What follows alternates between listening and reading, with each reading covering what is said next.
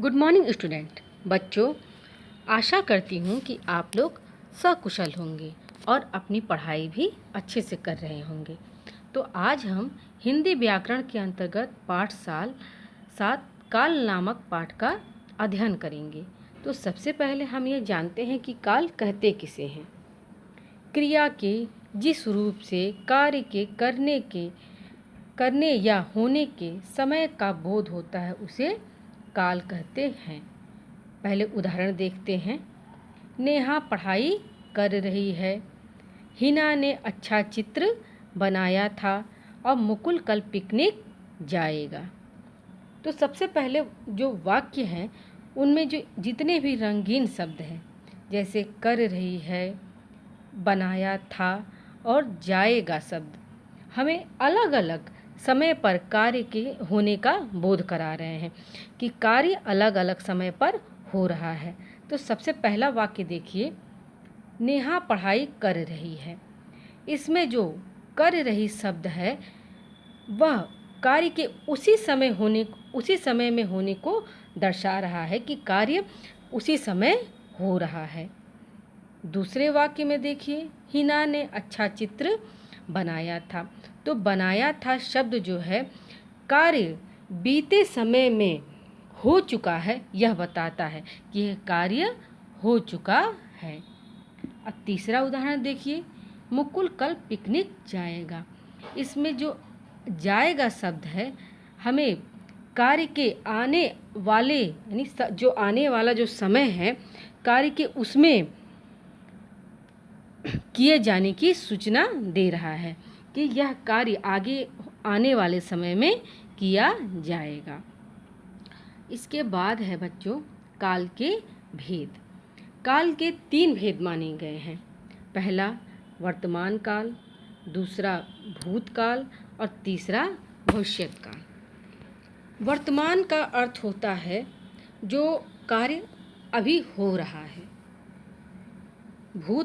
भूतकाल का अर्थ होता है भूत का पहले यानी जो बीत चुका है, और भविष्यत का अर्थ होता है जो आने वाला है। तो सबसे पहले हम वर्तमान काल के बारे में जानेंगे कि वर्तमान काल कहते किसे हैं। वर्तमान काल क्रिया का वह रूप जिससे कार्य का वर्तमान समय में होने का पता चले उसे वर्तमान काल कहते हैं। अर्थात वह कार्य जो हो रहा है इस समय उसे ही वर्तमान काल कहते हैं। तो यहाँ पर पहले हम उदाहरण देखते हैं। आनंद सो रहा है, मेरा भाई 7वीं कक्षा में पढ़ता है और तुम क्या लिख रही हो। तो यहाँ पर देखिए सो रहा है यानी आनंद वर्तमान समय में सो रहा है, और मेरा भाई 7वीं कक्षा में पढ़ता है यानी वो इस समय 7वीं कक्षा में पढ़ रहा है, और तुम क्या लिख रही हो। तो ये शब्द जो रहा है, पढ़ता है और रही हो शब्द जो है हमें कार्य के वर्तमान समय में होने का बोध करा रहे हैं, इसलिए ये वर्तमान काल होगा। अर्थात वर्तमान काल की पहचान वह है कि जिन वाक्यों के अंत में रहा है, रही हो या रहे हैं के साथ ता, ती और ते शब्द आते हैं उन्हें वर्तमान काल कहते हैं। उसके बाद आते हैं बच्चों भूतकाल। भूत का अर्थ हमने बताया आपको कि वह समय जो बीत चुका है। तो क्रिया का वह रूप जिससे कार्य का बीते हुए समय में पूरा होने का पता चले उसे भूतकाल कहते हैं। अर्थात वह क्रिया का वह रूप यानी वो शब्द जिससे हमें यह पता चलता है कि यह कार्य पूरा हो चुका है उसे ही भूतकाल कहते हैं। जैसे मैं घूमने गया था, वे खाना खा चुके थे और गाड़ी जा चुकी थी। तो मैं घूमने गया था यानी मैं घूम चुका, अब वे खाना खा चुके थे और गाड़ी जा चुकी थी, ये कार्य पूर्ण हो चुके हैं, तो इसलिए ये भूतकाल है। तो जिन वाक्यों के अंत में था, थी और थे आता है वहाँ पर भूतकाल होता है। उसके बाद आते हैं बच्चों भविष्यत काल। भविष्य का अर्थ होता है आने वाला समय। तो क्रिया का वह रूप जिससे कार्य का भविष्य में होने का पता चले उसे भविष्यत काल कहते हैं। उदाहरण देखिए, यानी क्रिया का वह रूप जिससे हमें यह पता चले कि कार्य आगे आने वाले समय में पूरा किया जाएगा, तो उसे ही भविष्यत काल कहते हैं।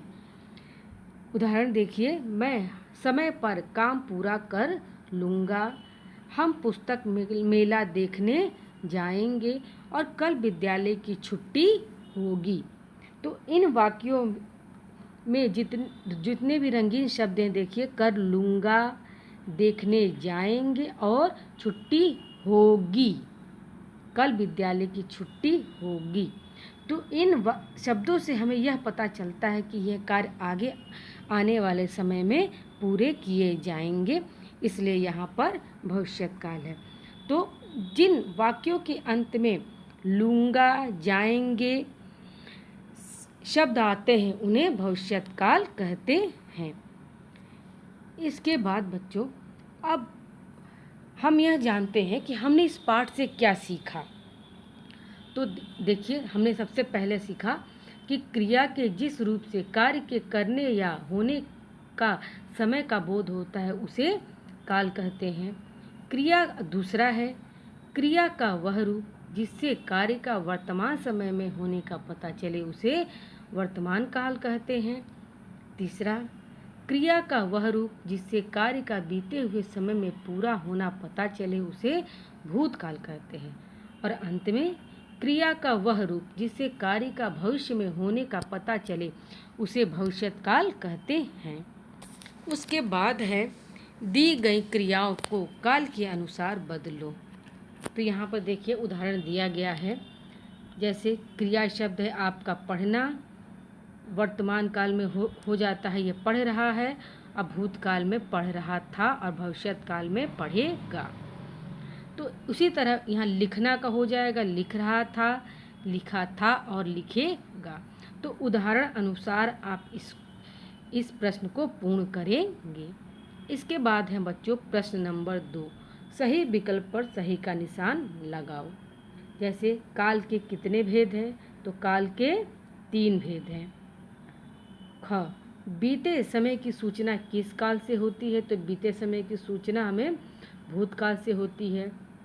ग, वाक्य के अंत में गा, गे, गी किस काल की पहचान होती है, तो गा, गी, गे से हमें भविष्यत काल की पहचान होती है। फिर है तीसरा प्रश्न है, रंगीन क्रियाओं के आधार पर काल का भेद बताओ। तो यहाँ क देखिए, मेरा भाई 7वीं कक्षा में पढ़ता है। तो आपको मैंने बताया कि जिस वाक्य के अंत में ता आता है वहाँ पर वर्तमान काल हो जाता है। उसी तरह ख है, सृजन के मामा बरेली से आए थे। तो जिन वाक्यों के अंत में थे आ जाता है वहाँ पर भूतकाल हो जाएगा। अब ग देखते हैं, कल विद्यालय की छुट्टी होगी, यानी कार्य आने वाले समय में होगा। तो यहाँ पर गी शब्द का प्रयोग हुआ है, तो यहाँ पर हो जाएगा आपका भविष्यत काल। फिर आता है बच्चों घ, रूपम गृह कार्य कर रहा है। तो रहा है शब्द है तो क्या हो जाएगा, वर्तमान काल। फिर है अंगा, रंग बिरंगी पतंगे उड़ रही हैं। तो जैसे यहाँ पर रहा है शब्द है तो यहाँ पर क्या हो गया है, उड़ रही हैं, तो यहाँ पर भी हो जाएगा आपका वर्तमान काल। तो बच्चों, आज हमने इस पाठ में काल की परिभाषा जाना, काल के भेद कितने होते हैं और काल का प्रयोग कैसे किया जाता है और उनकी पहचान क्या होती है, हमने आज इस पाठ से सीखा। तो इसी के साथ बच्चों यह पाठ समाप्त होता है।